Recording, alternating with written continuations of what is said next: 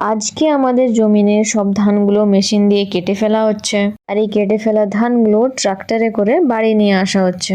Hello guys, আমি চন্দনা। তোমরা সবাই কেমন আছো? এবছর প্রথমবার আমার বাবা প্রায় 4 বিঘা জমিতে ধানের চাষ করেছিল। অন্য বছর এই জমিগুলোতে আমাদের সবজি থাকে, কিন্তু এবছর শুধু ধান চাষই করা হয়েছে। দেখছো তোমরা যে মেশিনে আমাদের ধান কাটা শুরু হয়ে গেছে।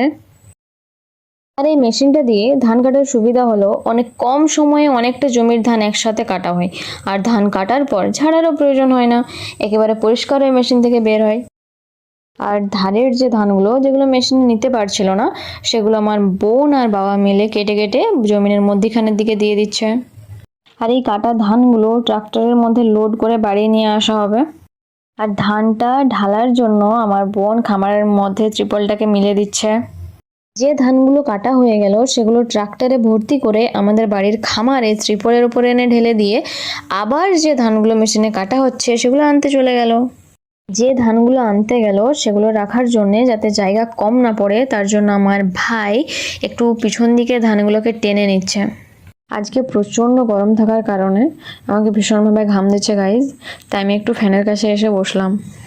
আজকের এই ভিডিওটা এ পর্যন্ত বন্ধুরা। দেখা হচ্ছে পরের কোনো ভিডিওতে। ভিডিওটি যদি ভালো লেগে থাকে তাহলে একটা like, comment, share and subscribe করে দিও। টাটা।